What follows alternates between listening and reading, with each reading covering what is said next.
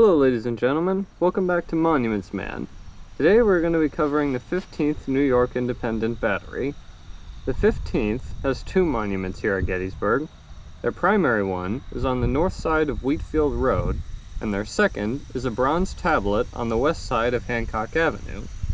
Unlike most other Civil War regiments, the 15th was not mustered in like a normal unit.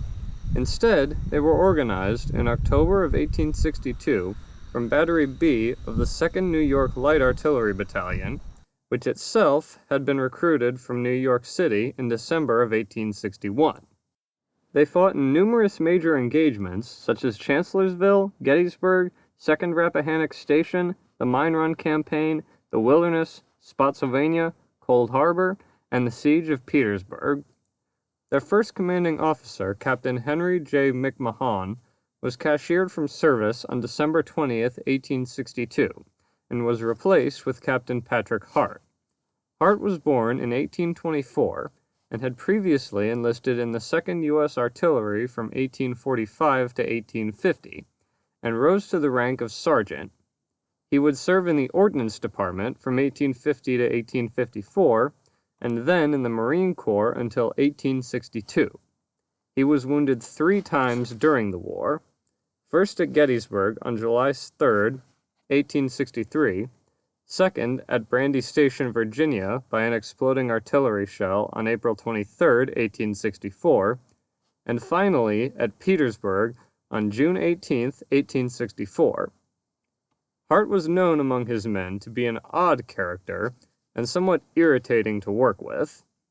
In 1866, Hart applied for a disability pension, alleging his 3 war wounds I previously mentioned. He was awarded a half pension at $10 a month, although it would eventually be increased to a full pension of $20 a month. He would later try to get it bumped up to $30, but the War Department rejected his claim. The 15th arrived on the field on July 2nd at around 10:30 a.m. with Lieutenant Colonel Freeman McGilvery's 1st Volunteer Brigade of the Artillery Reserve. They were 99 men strong, and had swapped out their 3-inch ordnance rifles they had used at Chancellorsville for model 1857 12-pounder Napoleons. Hart halted his battery at the Trossel farmyard, while he, McGilvery, and Captain Nathaniel Irish rode ahead to find a more suitable position. After Hart began leading his battery to his selected area, General Hunt arrived on the scene and ordered Hart's battery to a position near the east edge of the peach orchard and on the right flank of A.J. Clark's battery. They would remain there until they had expended all of their ammunition save for a few solid-shot rounds and were ordered to retreat. Hart believed that McGilvery was to blame for his battery's lack of ammo. He had previously sent 2 messengers to find 2 caissons he had left behind. The first messenger reported that they had been moved, but he couldn't find them. The second found them, but by the time they had been found, Hart's battery was already ordered back. The men who moved the caissons reported that McGilvery had ordered them to move the wagons off the field. This grievance is one Hart would hold against McGilvery deep into his post-war years. It is for this stand in the peach orchard that 2nd Lieutenant Edward M. Knox would be awarded the Medal of Honor on October 18, 1892. On July 3rd, they took position on the artillery line along where Hancock Avenue is. General Hancock ordered them to begin their bombardment with solid-shot ammo.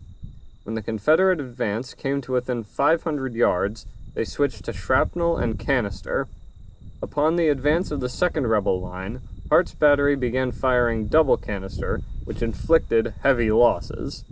Eventually, the Rebel assault began to break off, and Hart's battery was ordered to fire on the Rebels' right flank. During their bombardment, they destroyed several caissons and limbers.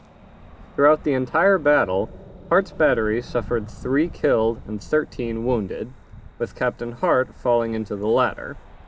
In addition to the manpower loss, Hart's battery also lost 25 horses killed or wounded.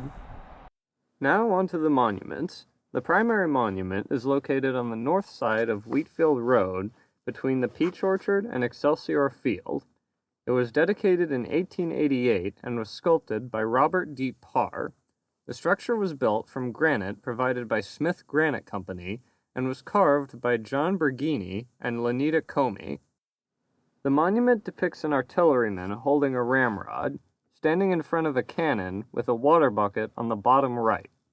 The reason for the inclusion of the water bucket in the carving is that the artillerymen would dunk the sponge end of their ramrods into them to cool them off. The man depicted in the sculpture is modeled after Lieutenant Knox, the Medal of Honor recipient from the battle. There is also a bronze relief of the State Steel of New York in the upper right of the front monument. The monument is flanked by two 12-pounder Napoleons on either side. The text on the back of the monument reads, 15th Independent New York Light Battery, 1st Brigade Artillery Reserve, Captain Patrick Hart, Lieutenant Edward M. Knox. Formerly Light Battery B, Irish Brigade, July 2nd, 1863. Killed 3, wounded 13, total loss 16. They also have a bronze marker on Hancock Avenue, which was placed by the War Department in 1913. Like the monument on Wheatfield Avenue, the marker is also flanked by two 12-pounder Napoleons.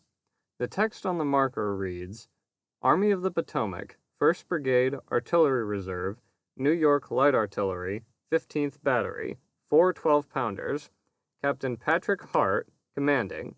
July 2nd, engaged in the peach orchard, retired about dark, and reported to Brigadier General Robert O. Tyler, Artillery Reserve.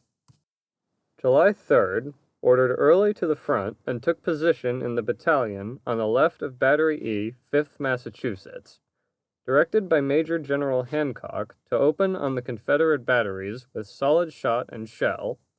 Upon the advance of the Confederate infantry, fired shell and shrapnel and canister when the line was within 500 yards. The second line, advancing, was met with double canister, which dispersed it. The fire of the battery was then directed against the artillery on the Confederate right, and several caissons and limbers were exploded by the shells. July 4th. Remained in this position until noon. Casualties, killed 3 men, wounded 2 officers, and 11 men. Total 16. Now let's move on to the 15th's full regimental history. In October 1862, they were organized from Battery B, 2nd Battalion, New York Light Artillery. Their first assignment was with the 8th Corps, Middle Department, to the Relay House in Halethorpe, Maryland. In January 1863, they were attached to the Artillery Reserve, Army of the Potomac. From May 1st through 5th, they fought in the Battle of Chancellorsville. Later in May, they were attached to the 1st Volunteer Brigade, Artillery Reserve, Army of the Potomac. From July 1st to 3rd, they fought in the Battle of Gettysburg. In August, they were assigned to the line of the Rappahannock and were reattached to the 4th Volunteer Brigade, Artillery Reserve, and then to the 3rd Volunteer Brigade, Artillery Reserve.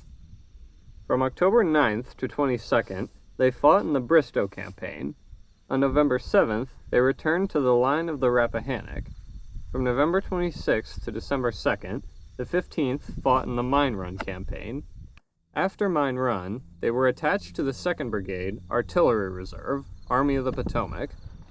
The 15th had a very uneventful start to 1864 and didn't see any action until May 3rd, when their participation in the Overland Campaign began. From May 5th to 7th, they fought in the Battle of the Wilderness.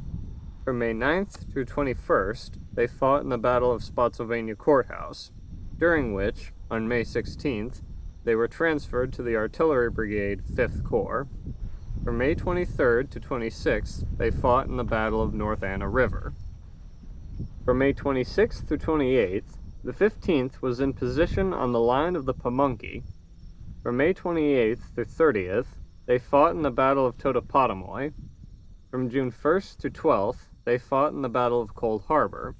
On June 16th, the battery started fighting in the Siege of Petersburg. From August 18th to 21st, they fought in the Battle of Globe Tavern, also known as the Second Battle of Weldon Railroad.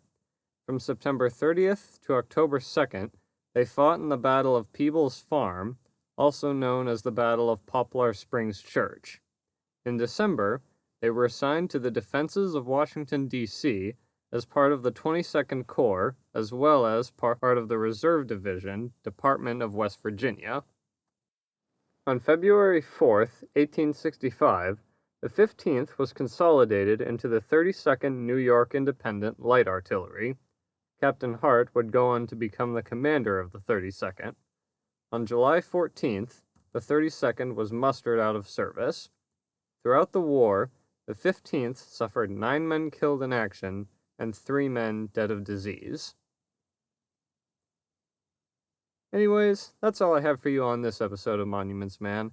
I hope you enjoyed the video. If you did, please leave a like and subscribe to my channel. If there's anything I missed, please let me know in the comments. And with that, this is the Copperhead Historian, signing off.